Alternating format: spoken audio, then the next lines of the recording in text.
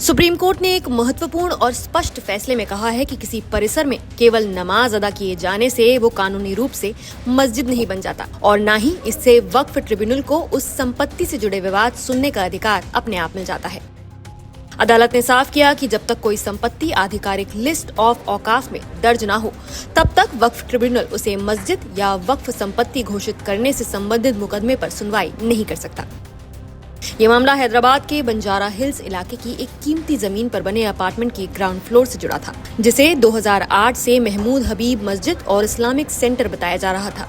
हालांकि 2021 में जमीन के मालिक और अपार्टमेंट के बिल्डर ने वहां लोगों के प्रवेश पर रोक लगा दी, जिसके बाद विवाद खड़ा हो गया। इसके खिलाफ मोहम्मद अहमद ने वक्फ ट्रिब्यूनल में याचिका दाखिल कर मांग की कि हबीब अलादीन और अन्य लोग मस्जिद में आने जाने में बाधा न डालें। जमीन के मालिक ने इस कार्रवाई को चुनौती देते हुए तेलंगाना हाई कोर्ट का रुख किया और दलील दी कि सरकारी तौर पर स्वीकृत बिल्डिंग प्लान में विवादित स्थान को कहीं भी मस्जिद के रूप में दर्ज नहीं किया गया है, इसलिए वक्फ ट्रिब्यूनल के पास इस मामले को सुनने का अधिकार ही नहीं था। हालांकि हाई कोर्ट ने उनकी याचिका खारिज कर दी, जिसके बाद मामला सुप्रीम कोर्ट पहुंचा। सुप्रीम कोर्ट की बेंच, जिसमें जस्टिस संजय कुमार और जस्टिस के विनोद चंद्रन शामिल थे, ने वक्फ एक्ट 1995 की धारा 6 और 7 का विश्लेषण करते हुए कहा कि किसी संपत्ति को वक्फ घोषित करने या उसके शिया सुन्नी होने का सवाल वक्फ ट्रिब्यूनल तभी तय कर सकता है जब वो संपत्ति पहले से लिस्ट ऑफ औकाफ में दर्ज हो।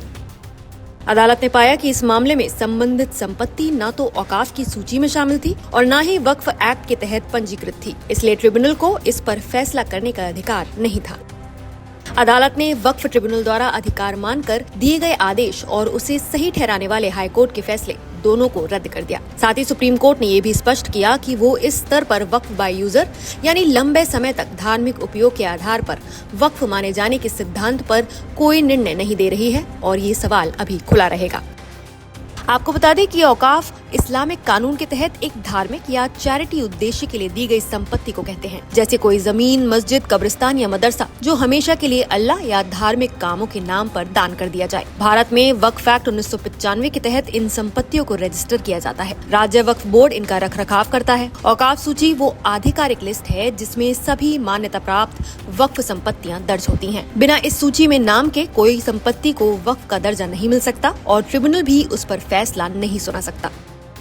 कोर्ट ने अंत में ये संदेश साफ तौर पर दिया है कि कानून की नजर में किसी जगह का धार्मिक स्वरूप तय करने के लिए औपचारिक कानूनी प्रक्रिया और औकाफ की सूची में दर्ज होना अनिवार्य है। केवल धार्मिक गतिविधियां या वर्षों से नमाज पढ़ा जाना किसी संपत्ति को अपने आप मस्जिद या वक्फ संपत्ति का दर्जा नहीं दे सकता। फिलहाल आप इस केस और कोर्ट के फैसले पर क्या कहना चाहेंगे, हमें कमेंट करके अपनी राय जरूर बताएं।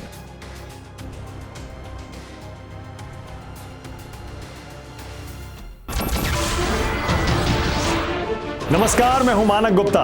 अगर आपको हमारा ये वीडियो पसंद आया हो तो इसे लाइक और शेयर जरूर करें और हाँ, हमें सब्सक्राइब और फॉलो करना ना भूलें ताकि आप देश और दुनिया की कोई खबर मिस ना करें। तो जुड़े रहिए हमारे साथ और देखते रहिए न्यूज़ 24।